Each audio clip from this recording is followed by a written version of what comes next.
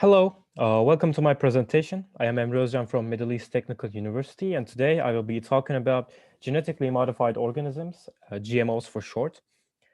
GMOs have always been a controversial topic since the discovery of them, and today I will be covering topics such as what they are, how we genetically modify organisms, what their benefits are, and the general concerns regarding their usage in everyday industries.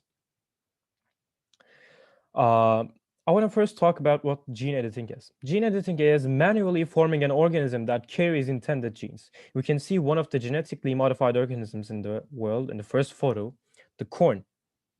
Gene editing is not always performed on a scientific level.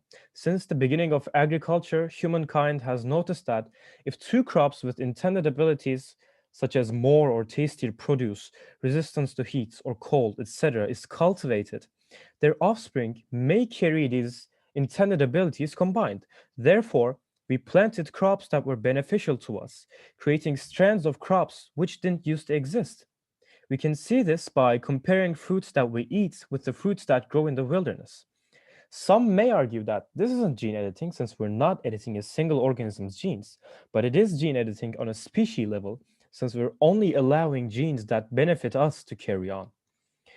In today's science, we use lab techniques to eliminate the approximation in the offspring's genes, creating a more precise intended gene pool. In the second photo, we can see a baby. So human gene editing has always been controversial on levels of ethicality. However, a scientist named He Jiankui from China has published a study on creating the first genetically modified humans on two babies. He intended to deactivate the gene CCR5, which is responsible for the protein that HIV virus binds to, making them immune to the virus. Now I want to talk about gene editing methods, and we've had a lot of them throughout years, but one method that is considered a breakthrough in genetics is called CRISPR-Cas9.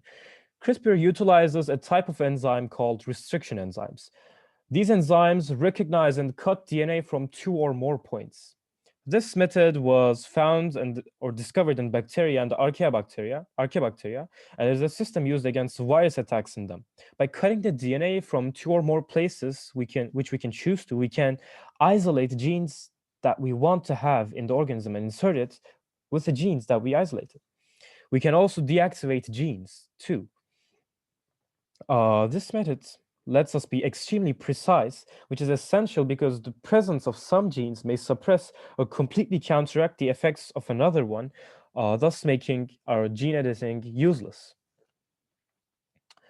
Gene editing methods have mostly been beneficial in the food industry.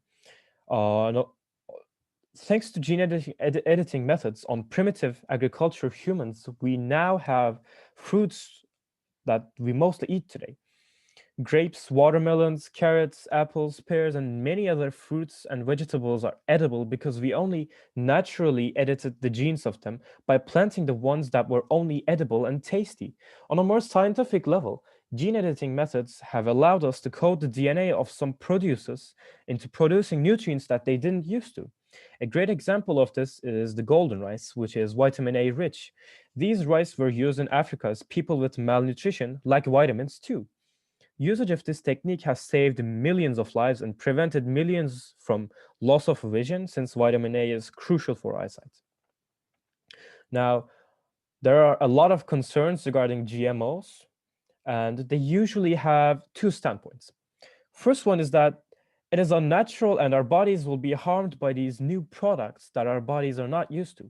And the second one is that observing the full effects of a genetic alteration requires many offsprings, since, as mentioned before, presence of two or more specific genes we might not know about may alter the effects of all of them, causing catastrophic events.